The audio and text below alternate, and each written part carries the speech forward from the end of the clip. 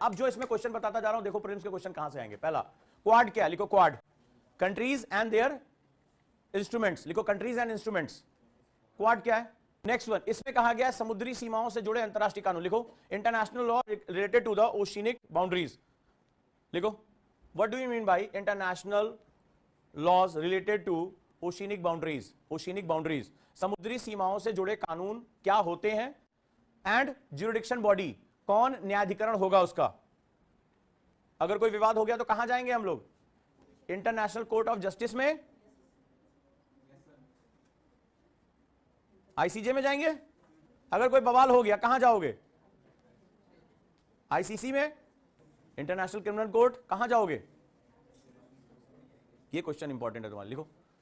Next one, Quad at sea ship observer mission क्या है, लिखो Quad at sea ship observer mission क्या है, Quad at sea ship observer mission, जिसमें कौन कौन शामिल है, US Navy, Indian Coast Guard, Japanese Coast Guard, Australian Coast Guard और इंडियन कोस्ट गार्ड, ये चारों के चारों शामिल हैं।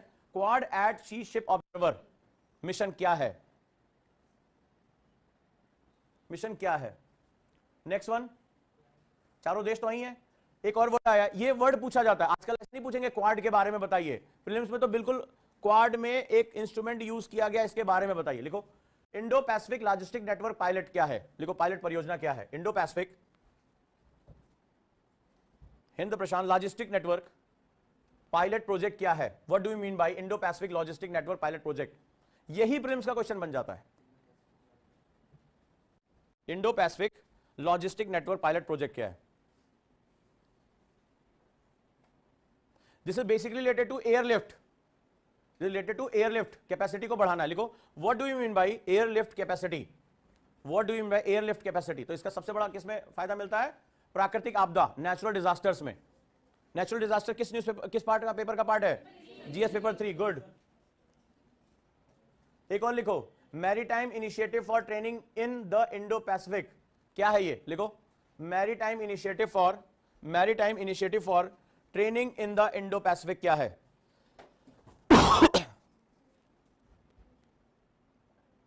अब आ जाओ बवाल, समुद्री कानूनों पर समझौता, यूएन क्लॉज क्या है, लिखो what do you mean bye UN clause, UN clause क्या है जिसका चीन ने पालन नहीं किया, यूएन क्लॉज किसे कहते हैं।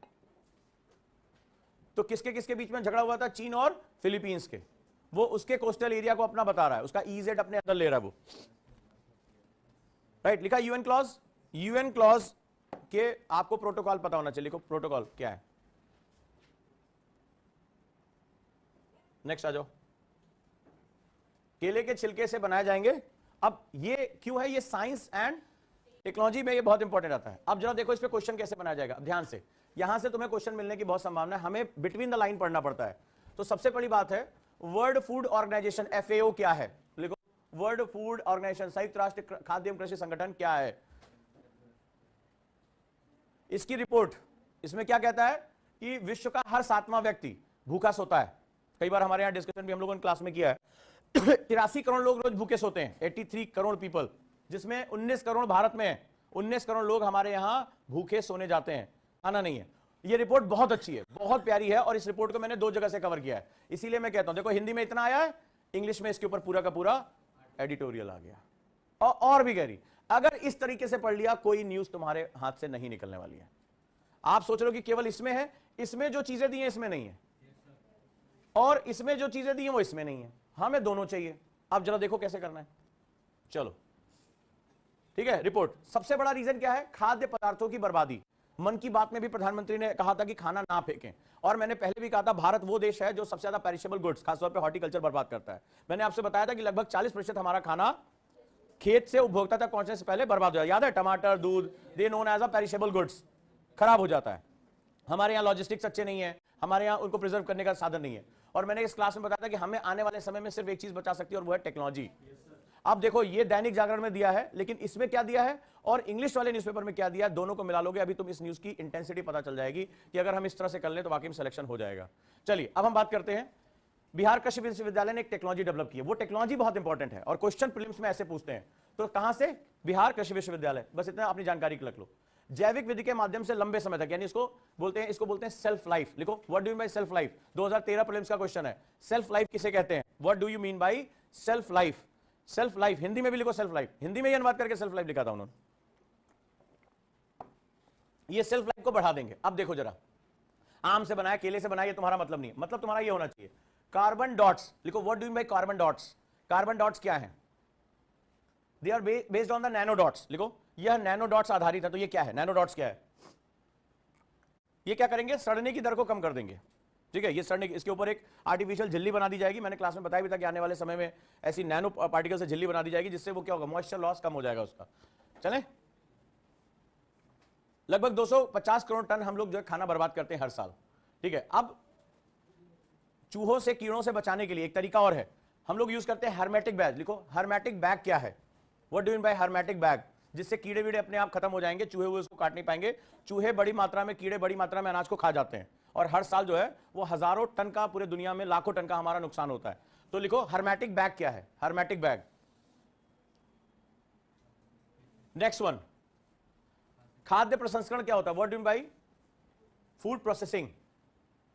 फूड प्रोसेसिंग मिनिस्ट्री कौन सी है, फूड प्रोसेसिंग लॉ, यानी फूड संबंधित हमारे जो आर्टिकल्स हैं, हमारा जो लॉ है, हमारा जो कानून है, वो क्या कहता है।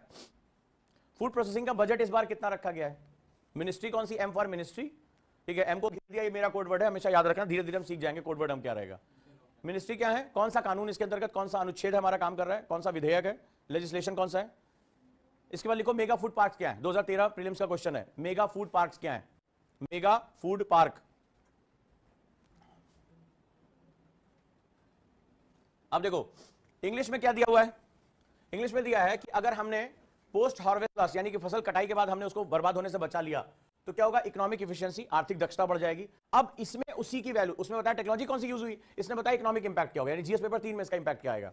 तो साइंस एंड टेक के साथ साथ इसमें दे रहा है तुम्हें इकोनॉमिक्स के पोर्शन से। तो कह रहा है इकोनॉमिक एफिशिएंसी बढ़ जाएगा, न्यूट्रिशनल वैल्यू बढ़ जाएगी, साथ ही साथ हंगर, भूख को कम किया जा सकेगा, इसके साथ साथ क्या होगा, एनवायरमेंट की रक्षा की जा सकेगी। इसने ये 4 पॉइंट दिए हैं, ये चारों पॉइंट हमारे लिए बहुत इंपॉर्टेंट है। अब तुम्हें लिखना हाउ। अब देखो यूनाइटेड नेशंस का एक बहुत FAW रिपोर्ट है, लिखो 29 सितंबर को, 29 सितंबर को डे डिक्लेयर किया है। इस तरह के क्वेश्चन आते हैं, यूनाइटेड नेशन जब कोई डे डिक्लेयर करता है, दालों वाला जब डिक्लेयर किया था 2016 में, तो वो क्वेश्चन प्रीलिम्स में आया था, याद है। कल से आप लोग प्री और मेंस का क्वेश्चन मेरे साथ लेकर बैठेंगे, बोलता जाऊंगा और देखते जाओ, पैटर्न भी पकड़ना है। तो यूनाइटेड नेशन जब कोई खास दिन डिक्लेयर करता है, तो बहुत प्रोबेबिलिटी होती है कि वो क्वेश्चन आएगा, और अगर वो भारत से संबंधित है। तो 29 सितंबर को international day of, United Nation ने किसको डिक्लेयर किया है, international day of awareness of food loss and waste, FLW, खाद्य बर्बादी से जागरूकता का अंतरराष्ट्रीय दिवस। ठीक है, लिख लिया। और इतनी इंग्लिश नहीं आ रही है, फिर से कह रहा हूं 299 डालो, कम से कम एटलीस्ट, कम से कम इंग्लिश सीख जाओगे, और तुम्हें अंतर समझ में आ रहा है। दैनिक जागरण में ये आया है, और देखना दोनों की न्यूज में कितना अंतर है, तो तुम्हें एक चीज पता चल गई यहां पर। अब ये इसके क्या क्या प्रोविजंस है, लिखो प्रोविजंस, क्योंकि 2016 में क्वेश्चन आया, जब दालों का जब जिस साल जो है वो घोषित किया गया था, उस साल क्वेश्चन आया था। इसके बाद अगला है, अभी FAO के बारे में बात हुई, लेकिन इसके साथ है UNEP। लिखो यूनाइटेड नेशन एनवायरमेंटल प्रोग्राम क्या है, बहुत बार क्वेश्चन आया हुआ है। UNEP क्या है, अभी मिलेट्स पे भी तो क्वेश्चन आया, बाजरे वाला क्वेश्चन भी तो आया है। नेक्स्ट, UNEP क्या है, तो कहता है कि पूरी दुनिया में जितना भी ग्लोबल फूड प्रोडक्शन हो रहा है, अब ये मेंस के आंसर राइटिंग के लिए बहुत अच्छा है, इसके जितने पॉइंट्स हैं मेंस के आंसर राइटिंग के लिए बहुत अच्छे हैं। तो मैं इसकी समरी भी तुम्हें दे दूंगा। 13.2% of the global food production हमारा बर्बाद हो जाता है, जितना भी पूरी दुनिया पैदा कर रही है। ठीक है, ये काफी ज्यादा बर्बाद हो रहा है। अब हमें करना क्या है, जो ये बर्बादी हो रही है, इसका एनवायरमेंट इंपैक्ट क्या है। माना जा रहा है कि दुनिया की जो ये जो सड़ता है, जब ये अनाज सड़ता है, जब कोई चीज में मेथेन निकलती है, क्या निकलती है, मेथेन, वो ऑर्गेनिक। और मेथेन कैसी होती है, वो एक सबसे डिजास्टरस जो है green house gas, carbon dioxide से भी कई गुना ज्यादा प्रभावशाली होती है। तो इसमें कौन सी गैस निकलेगी जब कोई चीज सड़ेगी, मेथेन। और जब वो मेथेन निकलती है तो वो ग्रीन हाउस इफेक्ट है। तो क्या करता है, ये क्या कह रहा है कि 10% जो ग्रीन हाउस गैस की वैल्यू है वो इन सड़े हुए अनाजों की वजह से। This is the mismanagement of resources and nothing else. 10% of total world का जो ग्रीन हाउस इमिशन हो रहा है, जो हरित ग्रहों का उत्सर्जन हो रहा है, वो केवल अनाजों के सड़ने से हो रहा है। क्लियर है। नेक्स्ट लिखो, सस्टेनेबल डेवलपमेंट गोल क्या है। तुम्हें पता है यूपीएससी का सबसे फेवरेट क्वेश्चन, क्योंकि FAO का कौन सा नंबर है, कितने गोल्स हैं इसमें, 17 एक एक याद होने चाहिए। उसमें दूसरा गोल कौन सा है, FAO का गोल है, ठीक है, जीरो हंगर। गुड, लिखो सस्टेनेबल डेवलपमेंट गोल SDG क्या है। भारत की स्थिति क्या है, इंडिया, अभी रिपोर्ट आ गई है,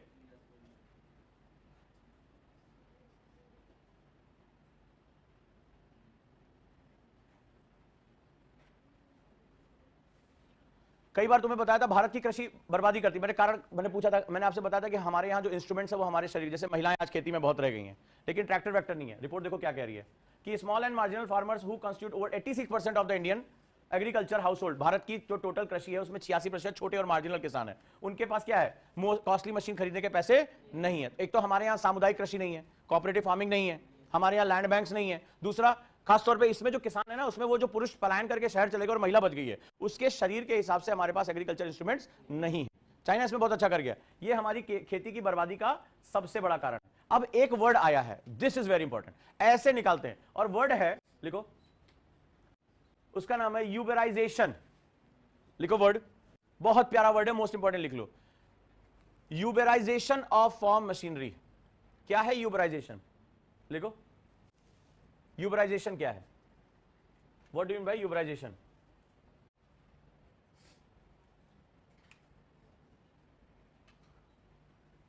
हो जाएगा? नेक्स्ट वन, ये तो मेंस का क्वेश्चन भी था। आपको पता है कुछ साल पहले हमारे यहाँ जूट बैग्स पे, वो आप घरों में देखा होगा, चावल वावल रखा जाता था जूट पे, तो हमारे एक सेगमेंट हुआ था, लिखो, jute packaging material act JPMA 1987, सरकार ने जूट बैग्स पे बैन लगा दिया, बहुत बवाल हुआ, ठीक है। लिखो, jute bags, jute packaging material act JPMA 1987 क्या है, क्यों बैन किया गया? जबकि जूट तो एनवायरमेंट फ्रेंडली है, लेकिन दिक्कत क्या होती थी, ये लिखो, क्यों बैन किया गया? ये सबसे बड़ा वाटर गजलर है, ठीक है। क्या है? वाटर गजलर, यानी कि पानी बहुत सोखता है। जूट का क्या, बंगाल का है, और वो पानी, उसको मैंने बताया था ना, बंगाल में, क्योंकि वो तराई रीजन में है।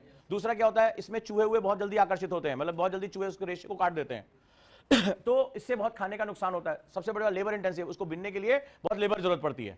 तो सरकार ने इन चीजों को देखते हुए क्या हुआ, जूट बैग्स पे बैन लगा दिया है कि स्टोरेज जूट बैग्स में नहीं होगा। दूसरा क्या होता है, इसमें नमी बहुत जल्दी प्रवेश हो जाती है, अनाज किसमें खराब होता है, मॉइस्चर से। तो इसीलिए लिखो, जेपीएमए एक्ट 1987 क्या, लिख लिया?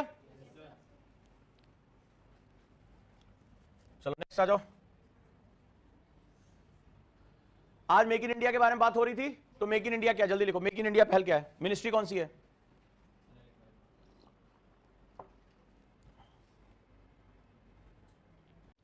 ये कह रहे हैं कि 10 साल पहले भी मैन्युफैक्चरिंग में 17% थी, और मैं तो क्लास में हमेशा बताता हूं कि आजादी के बाद से हमने उस पर कुछ खास काम किया नहीं, अभी भी 17%, बस इनका वॉल्यूम बढ़ गया। फिर इसमें वही बातें कही गई जो मैं क्लास में कई बार पढ़ा चुका हूं, कि यहां पे देखो लिखा है, मैंने कहा ना, बांग्लादेश ने हमारा सारा कपड़े का व्यापार छीन लिया, और हम ही लोगों ने छिनवाया। हम जाकर, हमारे यहाँ टैक्सेशन ऐसा गंदा था कि हम क्या करते थे, हम अपने देश में बनाने की बजाय हम बांग्लादेश में बन के आ रहा, हमने फैक्ट्री वहां से लगाई और भारत को क्या कर दिया, इंपोर्ट करा दिया।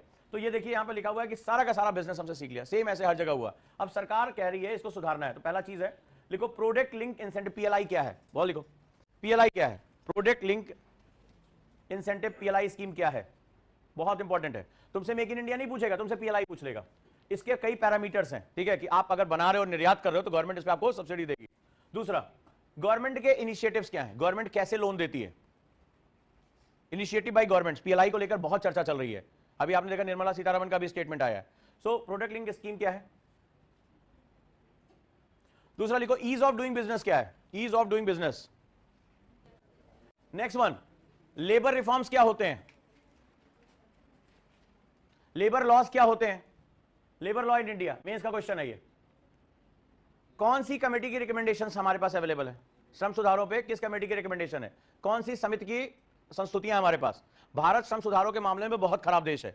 अगर 6 महीने हड़ताल हो जाए तो फैक्ट्री खत्म, निवेश खत्म, यही इसके बारे में दिया है। बोले आप उद्योगों को लगा ही नहीं सकते, और जैसे आप सुधारों पे आओगे, चूंकि हमारा बेस जो है ऐसा रख दिया गया था आजादी के बाद कि हम समाजवादी देश हो गए। समाजवाद में क्या होता है, समाजवाद में लेबर यूनियंस होती हैं।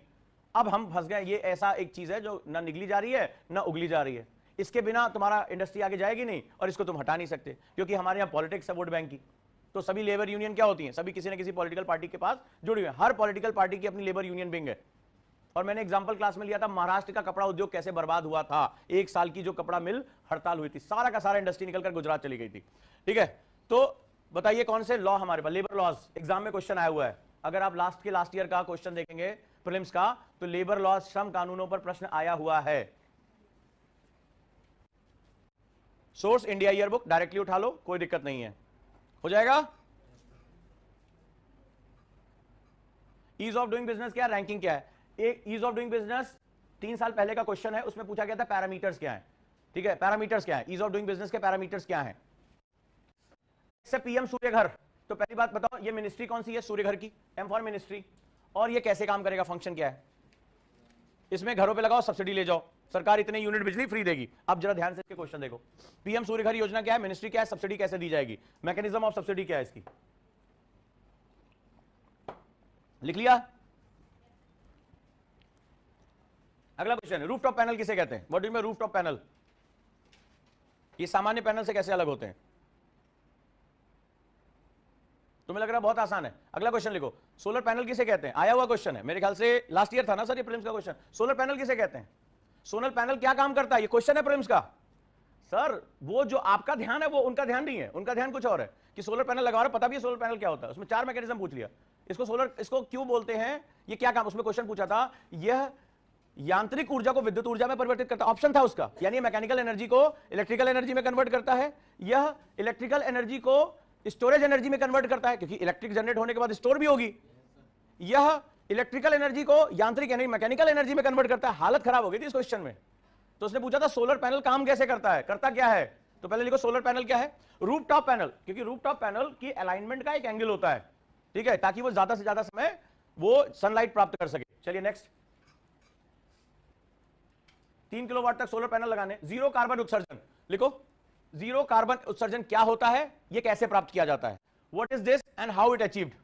What is this and how it achieved?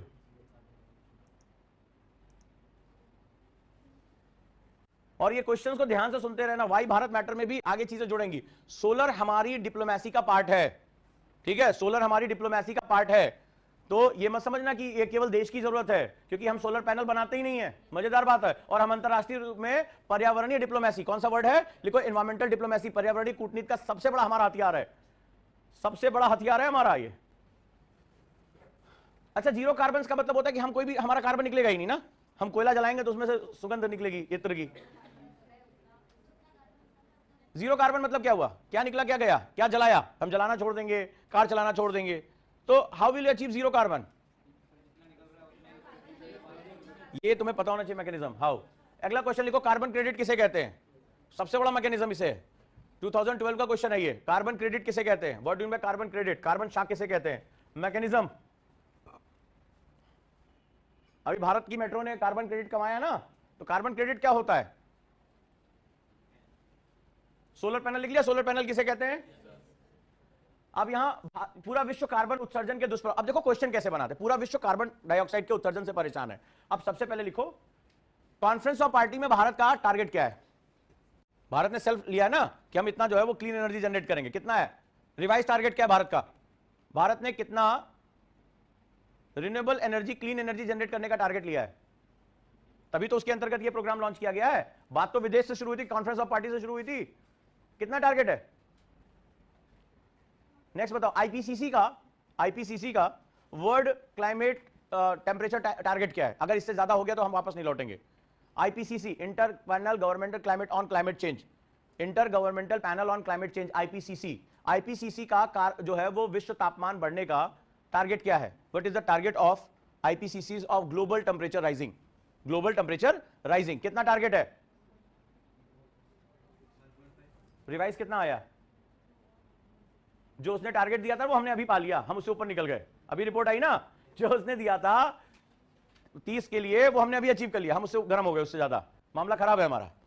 Next one, Akshay ऊर्जा किसे कहते हैं? अक्षय ऊर्जा की इंग्लिश क्या लिखोगे? रिन्यूएबल, नवीकरणीय की होती है। अक्षय ऊर्जा किसे कहते हैं? 8th क्लास की एनसीईआरटी पढ़ी है ना, 8th क्लास की एनसीईआरटी ज्योग्राफी, डिफिनीशन दिया हुआ उसमें। 8th क्लास की एनसीईआरटी ज्योग्राफी, कौन था ज्योग्राफी के प्रणेता? रिसोर्स ज्योग्राफी है ना 8th क्लास की, अभी उस दिन क्लास में पढ़ाया था। हाँ भैया, अक्षय ऊर्जा की डिफिनीशन क्या दी है? हाँ सर, बुद्ध के नीचे बैठे हुए बुद्धत्व प्राप्त करते हुए, हाँ आप ही। अक्षय ऊर्जा की डिफिनीशन क्या है? आपका तो माध्यम हिंदी है, 8th क्लास की एनसीईआरटी में दिया हुआ है, बताइए सर। तुम्हारी पीठ पे डंडा बहुत जल्दी पड़ने वाला है कायदे से। अपने मन से प्रश्न लिख के लेकर चले आते हो, हमारे प्रश्न का एक भी जवाब नहीं दिया जा रहा है। मतलब तुम अपनी ही पिच के खिलाड़ी हो। नहीं, हम अपनी पिच बनवाएंगे, अपनी कंडीशन पे खेलेंगे, तभी जीतेंगे। दूसरे पिच पे कभी खेला करो। अक्षय ऊर्जा किसे कहते हैं? Eternal energy. अक्षय मतलब तुम लोग ना हिंदी जानते हो ना अंग्रेजी जानते हो, हिंदी वाले वहां पहुंचते हैं सब। अक्षय, क्षय मतलब जिसका नाश होता है, अ लग जाता है, उस दिन भी सिखाया था मैंने उस दिन, इसीलिए आप लोग क्लास नहीं देखते, मैंने बताया था एबायोटिक का मतलब क्या होता है, आ लग जाता है तो उसका मतलब क्या होता है, बायो का मतलब क्या होता है, यहां पर अक्षय का मतलब होता है जिसका क्षय ना हो। अच्छा क्वेश्चन लिख दिया, मुझे पता था। Give me the other sources of अक्षय ऊर्जा and their capacity in India. Bharat में अक्षय ऊर्जा के अन्य स्रोत और उनकी कैपेसिटी बताइए। ये भी एनसीईआरटी में दिया हुआ है। अक्षय ऊर्जा के अन्य स्रोत कौन कौन से देवी जी हैं? दे तुम्हें दो डंडा हैं? मजाक नहीं कर रहे हैं। अक्षय ऊर्जा के अन्य स्रोत कौन से हैं? सबसे बेस्ट है टाइडल एनर्जी, विंड एनर्जी, पवन ऊर्जा। अक्षय जिसका क्षय ना हो, हवा चलती रहेगी, सूर्य आता रहेगा, समुद्र का पानी ज्वार भाटा लेता रहेगा, इसमें तुम्हारा कोई योगदान नहीं है। सो अक्षय जिसका क्षय ना हो, कोयला जला दोगे खत्म हो जाएगा, लेकिन इसका कोई क्षय ना होगा तो सूर्य की ऊर्जा मिलती रहेगी, हवा चलती रहेगी, टाइडल एनर्जी होता रहेगा, वेव एनर्जी मिलती रहेगी। ये सब अक्षय ऊर्जा स्रोत हैं। तो इनकी कैपेसिटी क्या है, और क्लास में भी ये बता चुका हूं कई बार।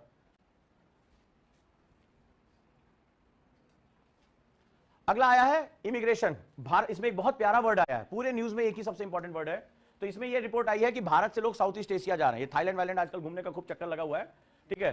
तो सबसे, और वो वहां से लौट नहीं रहे हैं, लेकिन जब लौट नहीं रहे हैं तो उसके पीछे एक रिपोर्ट आई है। उस रिपोर्ट में एक वर्ड यूज किया गया, वो वर्ड तुम्हारे लिए बहुत इंपॉर्टेंट है। सबसे पहले बात करो साउथ ईस्ट एशिया क्या है, लिखो। दक्षिणी पूर्वी एशिया से क्या तात्पर्य, बहुत पता नहीं कितने देश हैं। लिखो साउथ ईस्ट एशिया में कितने कंट्रीज हैं, which country come under the south East Asia, पहले ये मुझे बताओ। और बाउंड्री किसकी किसके साथ लगती है? कितने लोग कॉन्फिडेंटली साउथ ईस्ट एशिया के सारी कंट्रीज के बाउंड्रीज के बारे में बता सकते हैं? How many of you? South east, east नहीं जाना चाहिए उसमें, साउथ ईस्ट, दक्षिण पूर्वी Asia, south East Asia, eastern Asia, western Asia, ध्यान रखना साउथ ईस्ट, 10 कंट्री डाल दी उसमें। साउथ ईस्ट एशिया लिखो, क्या होता है, नाम लिखो देशों के। इसमें रिपोर्ट आई है साइबर स्लेवरी, एक नया वर्ड आया, साइबर स्लेवरी, साइबर दास्ता, बहुत इंपॉर्टेंट, मोस्ट इंपॉर्टेंट मार्क कर लो मेंस के लिए, मेंस के लिए मोस्ट। साइबर स्लेवरी, इनको फंसा दिया जा रहा है। आज आपने देखा एक बहुत बड़े उद्योगपति के साथ साइबर कैप्चरिंग हो गई है, साइबर हैक कर लिया, अरेस्ट, साइबर अरेस्ट। एक और लिखो वर्ड, साइबर अरेस्ट, आज ही की न्यूज है। एक नया वर्ड आया है, ये पूरी चौंकाने वाली रिपोर्ट है, साइबर स्लेवरी। और साइबर स्लेवरी में नंबर 1 पंजाब है, दूसरे पे महाराष्ट्र, तीसरे पे तमिलनाडु, चौथे पे उत्तर प्रदेश, पांचवें पे केरला, छठे नंबर पे दिल्ली है। यहां से लोग जा रहे हैं लेकिन वापस नहीं आ पा रहे हैं। तो अगली चीज जो है, ये रिपोर्ट है किसकी, जरा ये भी समझो। ये रिपोर्ट है ministry of home affairs, MHA की रिपोर्ट है, लिखो। ब्यूरो ऑफ इमिग्रेशन, रिपोर्ट किसकी है? Bureau of immigration. किसके अंतर्गत आता है ब्यूरो ऑफ इमिग्रेशन, ये जानना जरूरी है। Bureau of immigration under the ministry of home affairs, गृह मंत्रालय, गृह मंत्रालय के अंतर्गत आता है ये। अब मेरा एक क्वेश्चन है तुम्हारे लिए, ठीक है, देखें कितने लोग हैं। अब हमने वर्ड यूज कर लिया, अब मुझे एक छोटी सी चीज बताओ, इमिग्रेशन, माइग्रेशन और रिफ्यूजी के बीच में अंतर क्या होता है? What is the difference between immigration, migration and refugee? What is the difference between immigration, प्रवासन, माइग्रेशन अप्रवासन, एंड रिफ्यूजी शरणार्थी? लिखो, प्रवासन, अप्रवासन और शरणार्थी के बीच में अंतर क्या होता है? And international laws related to it, और इससे संबंधित अंतरराष्ट्रीय कानून। अभी आजकल एक हैशटैग चला था, ऑल आइज ऑन रफा। ये कोई छोटी मोटी बात नहीं है, वो शरणार्थियों का कैंप था जिसके ऊपर बम गिरा, और हमारे कई सेलिब्रिटीज ने चलाया ना, ऑल आइज ऑन रफा, फिलिस्तीन में चला था ना। तो भैया ऐसे चलता है। तो ये रिपोर्ट है इमिग्रेशन के बारे में। माइग्रेशन, इमिग्रेशन और रिफ्यूजी के बीच में क्या अंतर होता है? एक और बाकी लोग हम बताएंगे नहीं तुम्हें। कई लोग सोच रहे हैं अरे क्वेश्चनवा लिखाया जा रहा है, कुछ पढ़ा नहीं रहे हैं, कल देखना मना हो जाएगी क्लास। सर रहने दीजिए, बहुत प्रेशर दे रहे हैं आप।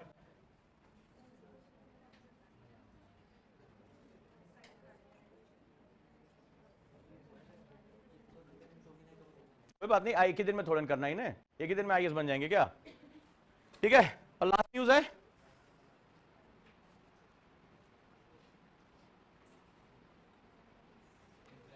यमन कहां है? लिखो, इजराइल ने उड़ा दिया। ये न्यू वर्ल्ड ऑर्डर है जो सुबह पढ़ाया था, ये न्यू वर्ल्ड ऑर्डर है। इजराइल देखो दो काम कर रहा है इसमें, दो खबरों में दो हिस्से। एक, अमेरिका ने नया हथियार पहुंचा दिया इजराइल, सो मैंने बताया था वॉर इज ऑल्सो इकोनॉमी, युद्ध भी एक अर्थव्यवस्था है। दूसरा क्या पढ़ाया था, नेतन्याहू ने इसी बीच में अपने कैबिनेट का विस्तार कर लिया, युद्ध चल रहा और कैबिनेट विस्तार कर लिया। और किसी क्लास में बताया था, किससे तुमसे बात हो रही थी, मैंने कहा था जब तक ये वॉर है तब तक उसकी गवर्नमेंट है। यही लाइन इस बच्ची को समझ पूछ रहा है कि इजराइल का इशू क्या है। और देखो आज क्या हुआ, धीरे से उसने अपना मंत्रिमंडल विस्तार कर लिया, क्योंकि पूरा ध्यान जो है वो पूरी दुनिया में हिजबुल्लाह पे, यमन पे, हूती पे है, लेकिन उसकी अंदर की गवर्नमेंट हिली हुई थी, उसके पास बहुमत नहीं था। इस वॉर से उसने बहुमत अपना बचा लिया और अपना मंत्रिमंडल भी बचा लिया गवर्नमेंट, और उधर अमेरिका ने अपना हथियार भी भेज दिया, सबकी बल्ले बल्ले, सिर्फ मारे जा रहे हैं लोग। तो लिखो यमन, यमन का सीन क्या है, यमन कहां है, लेबनान कहां है, हूती क्या है, हूती का प्रभाव क्षेत्र कहां है, बहुत खतरनाक तरह के लोग हैं। तुम्हें पता है जो हूती का असली जो क्षेत्र वो कहां है, इनका हिंद महासागर से क्या संबंध है, how they are related to the Indian Ocean, how they are related to the Indian Ocean. अरे यार महाबकलोल हो तुम लोग। अभी कुछ दिन पहले वीडियो जारी हुई थी, इन लोगों ने लाइव वीडियो डाली थी, इजराइल का एक जहाज जिसमें बहुत ढेर सारे भारतीय थे, अभी याद आएगा, मुंह पे डंडा मारने लायक काम कर रहे हो तुम लोग, उसमें भारतीय थे, इन्होंने लाइव उसके ऊपर ये कूदे थे और वो वीडियो पूरी दुनिया में इन्होंने वायरल किया था, लाइव कैप्चर किया था पूरे जहाज को लाइव। और उसके बाद भारतीय सेना ने जो जबरदस्त कार्रवाई की थी वो अलग ही लेवल पे थी। और उससे क्या हुआ, जो ये क्वाड में हम दिखा रहे हैं ना, क्वाड की बात हो रही है, तो जिसमें हम कोऑर्डिनेशन की बात कर रहे हैं, भारत ने दिखा दिया कि हिंद महासागर क्षेत्र की वो निगरानी करने में सक्षम है। So where is Yemen, border कहां लगता है उसका, हूती कहां है, और हूती विद्रोहियों को कहां पावर मिलती है, how they are connected to the Somalia, ये कैसे सोमालिया के पायरेट्स के साथ जुड़े हुए हैं, सबसे खतरनाक है सोमालिया के पायरेट्स जो हिंद महासागर में अपना दबदबा रखते हैं। हो जाएगा, तुम्हारे काम की जो चीज है वो उस पर केवल रखो, ठीक है। ये यमन कहां है, लेबनान कहां है, हूती क्या है, किस तरह का ग्रुप है ये, इसका प्रभाव क्षेत्र क्या है, ये किस प्रकार का काम करते हैं। हिजबुल्लाह के बारे में कितने लोग जानते हैं, बताओ हिजबुल्लाह के बारे में। It is very easy to say terrorist organisation, this is not proper word, this is not proper word.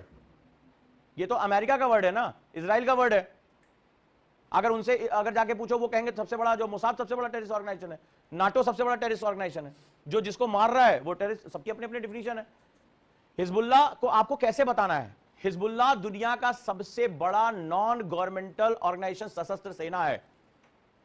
दुनिया में जो सेनाएं होती हैं वो सरकारों के पास होती हैं, आर्मी जिसे कहते हैं, non governmental world's biggest army Hezbollah, समझ में आया, non governmental, you can say private army, दुनिया की सबसे बड़ी नॉन गवर्नमेंटल प्राइवेट आर्मी है वो, ये उससे बड़ा है। तालिबान देखो डिफाइन क्या करोगे, अमेरिका उससे लड़ा, उसी को गवर्नमेंट देके चला गया। That's all, the fight is all about clashes of civilisation and ideologies. किसकी आइडियोलॉजी सही है, किसकी गलत है, how can you define. Hezbollah ने उतने लोग नहीं मारे जितने अमेरिका ने मार दिए, कैलकुलेट करके देखना कभी। अरे जिस धरती पर अमेरिका है ना, जिस धरती पर अमेरिका है वो रेड इंडियंस के खून से सनी हुई है, सो उससे बड़ा जीनोसाइड आज तक दुनिया में हुआ ही नहीं है। सारे रेड इंडियंस मार दिए अपनी धरती बसाने के लिए, तो उससे बड़ा जीनोसाइड कौन करेगा भाई। लेकिन वो क्या है, उनकी अपनी डिफिनीशंस हैं। एक बड़ा अच्छा मैंने कहीं कॉमेडी शो देखा था, अमेरिकन का ही था, तो उसने कहा कि अमेरिका जब किसी को मारे तो न्यूट्रलाइजेशन होता है कि भाई मैंने न्यूट्रलाइज कर दिया, अगर वेस्टर्न एशिया से कोई मारे तो टेररिज्म हो गया, ये उसकी डिफिनीशन है। तो ये चीज समझने की बहुत जरूरत है कि ये पूरा दुनिया जो है वो इसी वर्ड का खेल है। हो जाएगा। आज के कितने क्वेश्चन हुए हैं, 98, 2 बज गए, सेंचुरी मारे या खत्म करें, चलो कोई बात नहीं, थक गए, कोई बात नहीं, घबराना नहीं है। आपको थोड़ा देखेंगे, कैपेसिटी देख रहा हूं, थोड़ा और शॉर्ट कर दूंगा धीरे धीरे, ठीक है। तो ये क्वेश्चंस आपके कलेक्ट होने चाहिए, अभी इनको आप सब्जेक्ट वाइज लेकर जाओगे, but I am giving you the guarantee, आपको भी एहसास हो गया होगा कि यूपीएससी में क्वेश्चन इसके बाहर नहीं जाएगा। So let's take the pen. अब हम लाइब्रेरी में गुरुकुल में बैठते ही हैं, तो गुरुकुल में बैठेंगे, आज हम इसी के बारे में कुछ जानेंगे, कुछ नहीं जानेंगे, घबराना नहीं है। क्या तुम्हें ये आंसर चाहिए, तुम्हें सारे आर्टिकल नहीं, तो फिर टीचर क्या करेंगे भाई, टीचर क्या करेंगे, तो टीचर आएंगे तो उनके सामने आप ये प्रस्तुत कर देंगे, मुझे इन क्वेश्चन का जवाब चाहिए। तुम अभी सीख जाओगे कि क्वेश्चंस बनाए कहां जाते हैं, न्यूज़पेपर में कहां से चीजें निकालते हैं। एंड फॉर गॉड सेक, जैसे हमारे कुछ पुराने विद्यार्थी भी यहां बैठे हुए हैं, sorry to say, but they are not up to the preparation of UPSC, वो यूपीएससी के अकॉर्डिंग पढ़ाई नहीं कर रहे। मैं मुंह पे कह के जा रहा हूं, बुरा लगे तो और अच्छी बात है, ठीक है, और अच्छी बात है। They are just reading, they are just try to pretend कि उन्हें कुछ आता है, बट एक्चुअली में छोटी छोटी चीजें कि ग्राम सभा क्या है, पंचायती राज क्या है, they don't know the fundamentals of UPSC. Because ये मैं आईना आपको दिखाना चाह रहा था कि 98% कोचिंग्स में, कॉलेजेस में पढ़ाई ऐसे ही होती है। They start with statics but the question demand supply. अब तुम्हारे दिमाग में ये क्वेश्चन तुम्हें परेशान करने वाले हैं कि ये आर्टिकल क्या है, संविधान संशोधन विधेयक मुझे क्यों नहीं पता। कुछ लोगों को पता होगा, कुछ लोगों को नहीं पता। So this student life is all about searching the answers, but the most important thing is know the right questions. हमें यही नहीं पता होता कि हमें पता क्या करना है, यही हमारी सबसे बड़ी मुसीबत है। तो इसको कलेक्ट करना शुरू करो, इस कॉपी को बहुत संभाल के रखो। अभी इस क्लास के चक्कर में मेरे 4 घंटे निकल गए, एक क्लास के चक्कर में, सुबह से लेकर अब तक। It's a hard working thing. मैं इस क्वेश्चन को कुछ और कम कर दूंगा, कोई दिक्कत नहीं, कुछ न्यूज और कम कर दूंगा। तुम्हें यह भी बताना जरूरी था कि इंग्लिश और हिंदी दोनों का कॉम्बिनेशन बहुत जरूरी है। सो मैं हमेशा कहता हूं UPSC is exam of knowledge, it's not an exam of language. Clear हो गया? कुछ यहां दिया है, कुछ वहां दिया है।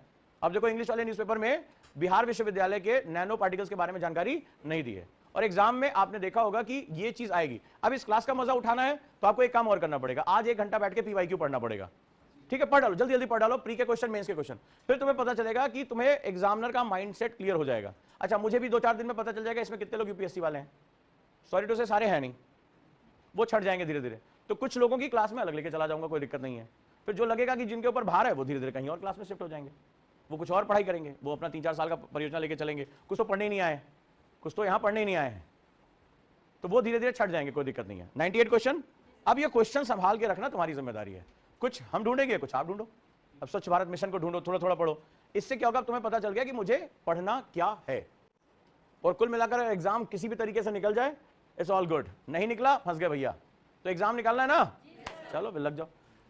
तो भाई मुझे फीडबैक दो, मैं इसको कोशिश करूंगा 1 घंटे के अंदर लाने की, ठीक है? और जल्दी जल्दी। कुछ लोग के चेहरे लटक गए, अब क्या करोगे? पानी पियोगे, स्ट्रेचिंग करोगे। अभी मैं भेज रहा हूं स्ट्रेचिंग के लिए, ऐसे नहीं उठोगे, 1.5 घंटा पढ़े हो, ठीक है? चलो कोई बात नहीं है। और जितना जल्दी हो सके आज ही के आज, जितने मैपिंग के क्वेश्चन आज हैं, मैपिंग के क्वेश्चन तुरंत आज कर लोगे। फ्री हैंड मैपिंग बना के रख लोगे। यमन, हूती कहां पर है, Indo Pacific, South East Asia. It takes minimum time, बहुत कम टाइम लगेगा कि आप कुछ दिन के बाद बहुत इजी वे में सिलेक्शन के लिए आप तैयार हो जाओगे। हो जाएगा?